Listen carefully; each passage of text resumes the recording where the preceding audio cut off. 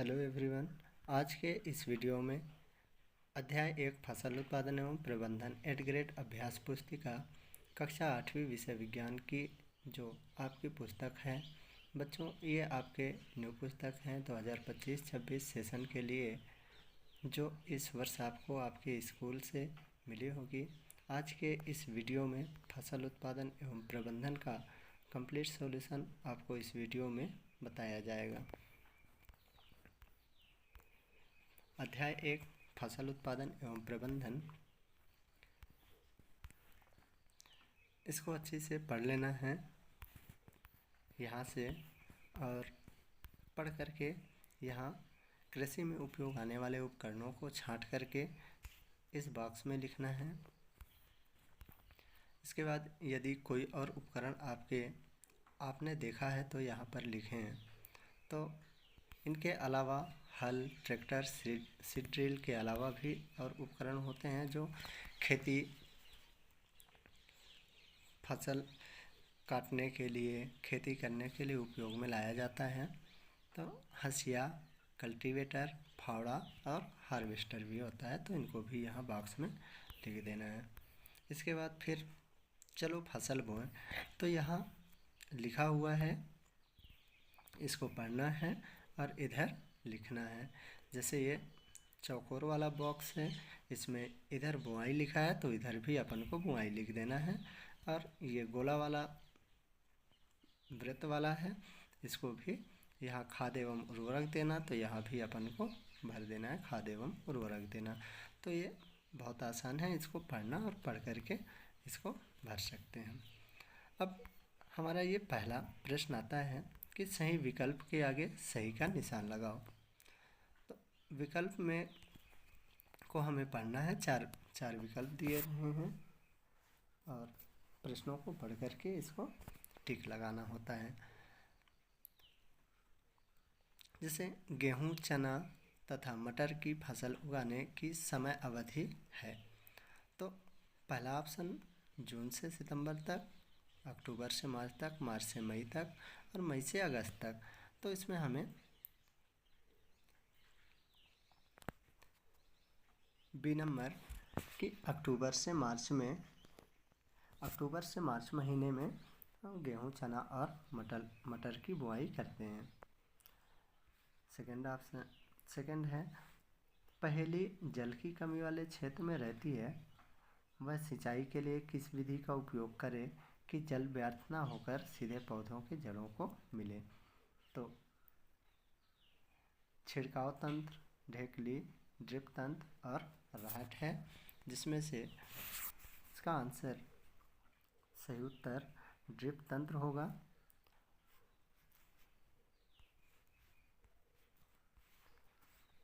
तीसरा है, बूझो ने अपने खेत में लगातार उर्वरक का उपयोग किया, कुछ वर्षों पश्चात उसके खेत में फसल की पैदावार कम होने लगी।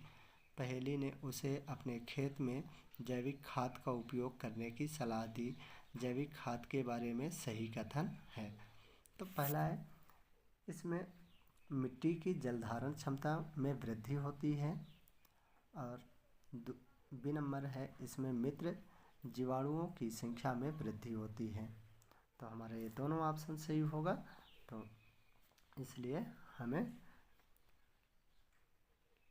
टिक लगाना है, ए तथा बी दोनों सही है में।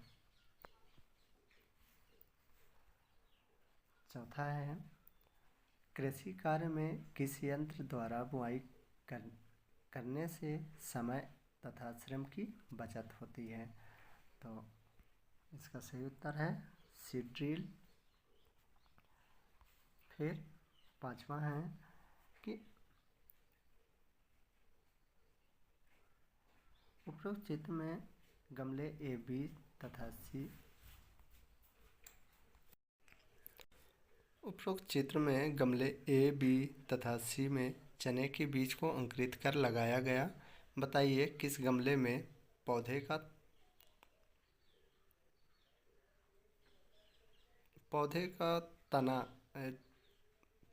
तना अधिक स्वस्थ वर्धक होगा। तो पहले गमले में मिट्टी और गोबर की खाद है, दूसरे गमले में मिट्टी और यूरिया है और तीसरे गमले में केवल मिट्टी है, तो हमारा अधिक स्वास्थ्यवर्धक होगा गमले ए में जो मिट्टी और गोबर की खाद है।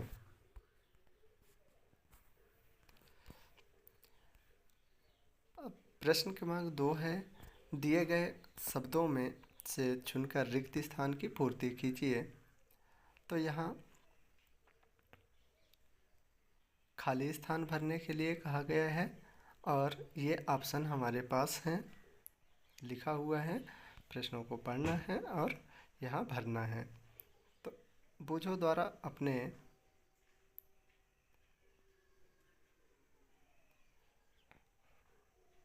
देख लेना, पहले में छिड़काव तंत्र है, दूसरे में मछली है और तीसरे में ह्यूमस है और चौथे में खरपतवार नाशी है और पांचवे में नीम की सूखी पत्तियां हैं।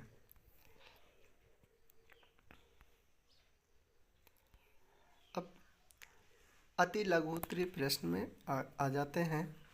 प्रश्न क्रमांक 3 से अति लघु उत्तरीय प्रश्न है कि भारत देश में फसलों की कटाई के समय कुछ विशेष पर्व मनाए जाते हैं, कोई 2 पर्वों के नाम लिखिए। तो फसलों की कटाई के समय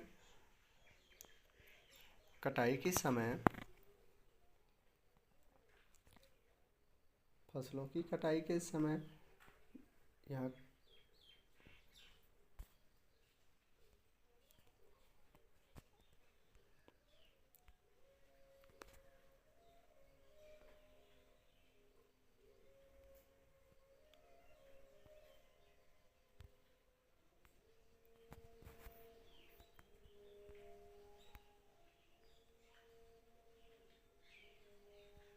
फसलों कटाई के समय कुछ विशेष पर्व मनाए जाते हैं जो निम्न हैं: पोंगल है, होली, दिवाली एवं बिहू आदि।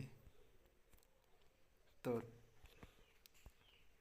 प्रश्न क्रमांक 4, निम्नलिखित फसलों में रबी तथा खरीफ की फसलों को छांटिए। तो यहाँ प्रश्न में ही है धान, चना, मक्का, सोयाबीन, मटर और मूंगफली। तो इनमें से छांटना है हमें। तो रबी की फसल हमारा चना और मटर होगा और खरीफ की फसल धान, मक्का, सोयाबीन और मूंगफली है।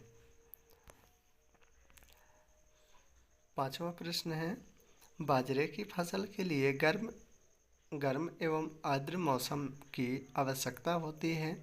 यह किस प्रकार की फसल है व इसके उगाने के लिए उपयुक्त महीने कौन से हो सकते हैं? तो बाजरा खरीफ प्रकार की फसल है व इसको उगाने के लिए उपयुक्त महीने मई जून हो सकते हैं। अब प्रश्न क्रमांक 6 में निम्न बॉक्सों को सही क्रम में इस प्रकार लगाइए कि गेहूं की फसल उगाने का रेखाचित्र तैयार हो जाए। तो यहाँ लिखा है, पहला नंबर में लिखा है कटाई, दूसरे नंबर पे लिखा है गेहूं का भंडारण, तीसरे नंबर पे सिंचाई, चौथे पे खरपतवार से सुरक्षा और पाँचवें में खाद एवं उर्वरक दोनों और छठवें में बुआई और सातवें नंबर पे है मिट्टी तैयार करना। तो इसके उत्तर में हम सबसे पहले लिखेंगे कि खेती करने के लिए सबसे पहले हम मिट्टी को तैयार करते हैं। तो सातवां नंबर हमारा पहले आएगा कि सबसे पहले हम मिट्टी को तैयार करेंगे।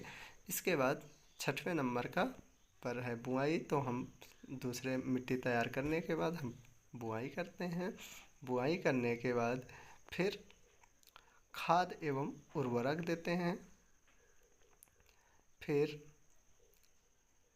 तीसरे नंबर का आ जाएगा हमारा सिंचाई करते हैं। इसके बाद फिर हम कटाई करते हैं। कटाई करने के बाद फिर गेहूं को हम भंडारण किया जाता है। तो ये क्रम में हमें रखना है। प्रश्न क्रमांक 7 है, एक किसान अपनी भरपूर व अच्छी फसल काटने के बाद उसे भंडारण से पूर्व सुखाना भूल गया, उसे किन समस्याओं का सामना करना पड़ सकता है? तो इसका उत्तर है, कि किसान अच्छी फसल काटने के बाद उसे भंडारण से पूर्व सुखाना भूल गया तो उसे फसल को पीड़कों एवं सूक्ष्म जीवों की समस्या का सामना करना पड़ता है।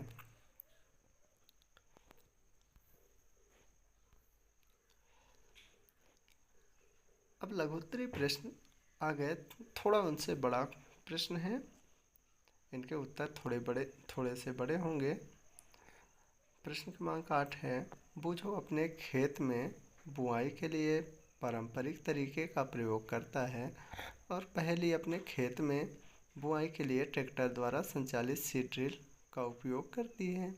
बताइए बुआई के लिए कौन सा तरीका उत्तम है और क्यों। तो बुआई के लिए खेत में बुआई के लिए ट्रैक्टर द्वारा संचालित सीड ड्रिल का तरीका उत्तम है क्योंकि इसके द्वारा बीजों में समान दूरी एवं गहराई बनी रहती है। इससे बीजों को पक्षियों द्वारा खाए जाने से रोका जा सकता है।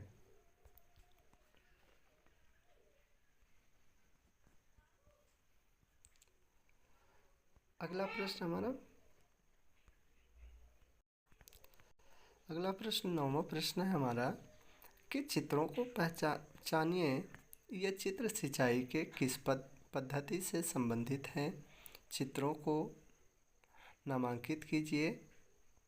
इनमें से कौन सा चित्र जल की कमी वाले क्षेत्र के लिए वरदान है, उसकी कार्यविधि भी लिखिए। तो बच्चों, ये पहला वाला जो चित्र है ये मोटर का है, दूसरा वाला चित्र राहट है, तीसरा वाला चित्र ड्रिप तंत्र है, छिड़काव तंत्र है और चौथा हमारा ड्रिप तंत्र है। और इन डिब्बों में इनका नाम भी लिखना है, मोटर, राहट, छिड़काव तंत्र और ड्रिप तंत्र। फिर आगे इनके बारे में लिखना है कि इसमें से ड्रिप तंत्र का चित्र जल की कमी वाले क्षेत्र के लिए वरदान है क्योंकि इस विधि से जल बूंद बूंद करके सीधे पौधों की जड़ों में गिरता है। प्रश्न क्रमांक 10 है, कभी कभी खेत में फसल के साथ कुछ अवांछित पौधे भी उग जाते हैं, तो आप उन्हें कैसे हटाएंगे और क्यों हटाएंगे। तो इसका उत्तर होगा कि खेत में फसल के साथ कुछ अवांछित पौधे भी उग जाते हैं, उन्हें निराई करके हटाएंगे क्योंकि अवांछित पौधे जल, पोषक, जगह और प्रकाश से स्पर्धा कर फसल की वृद्धि पर प्रभाव डालते हैं। ये हमारा 10वां का उत्तर हो जाएगा। तो बच्चों, इसको अपने कॉपी में एक अभ्यास पुस्तिका में, 8th ग्रेड अभ्यास पुस्तिका में लिख लीजिए। प्रश्न क्रमांक 11, एक बर्तन में स्वस्थ और कमज़ोर बीज रखे हैं, हम इसमें से स्वस्थ और कमज़ोर बीजों को कैसे पृथक करेंगे। तो इसके लिए एक बर्तन में स्वस्थ और कमज़ोर बीज रखेंगे। हम इसमें से स्वस्थ और कमज़ोर बीजों को पृथक करने के लिए एक बर्तन में पानी लेंगे। इसके बाद उसमें बीज डालेंगे। स्वस्थ बीज नीचे बैठ जाएगा एवं कमज़ोर बीज ऊपर तैरने लगेगा।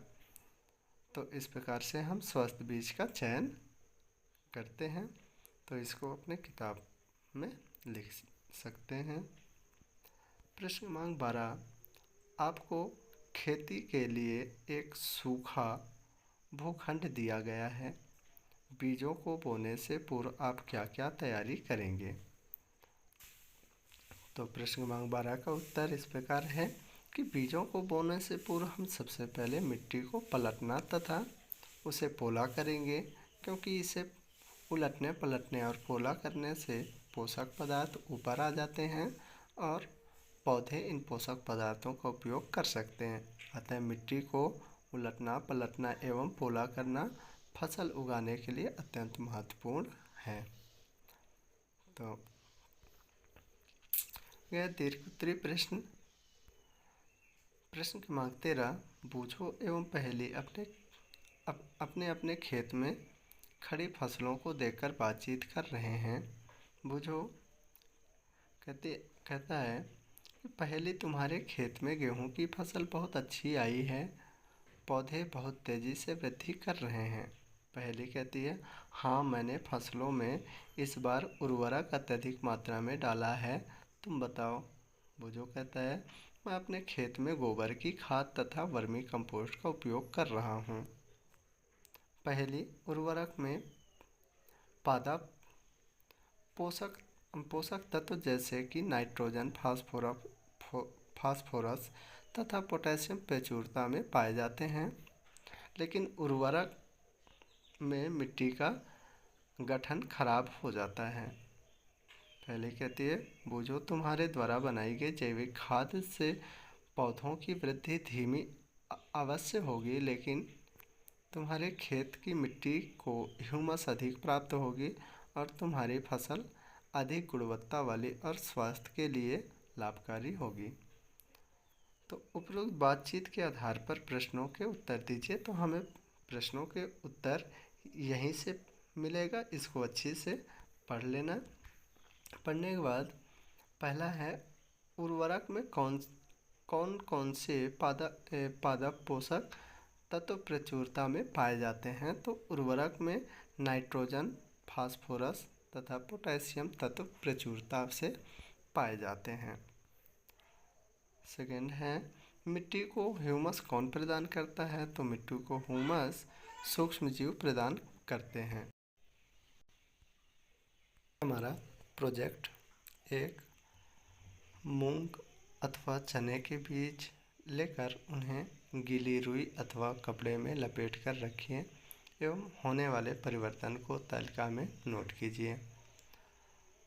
तो ये तालिका है, समय दिया है और इस समय में होने वाले परिवर्तन की बीज में क्या परिवर्तन हो रहा है उसको हमें यहाँ लिखना है।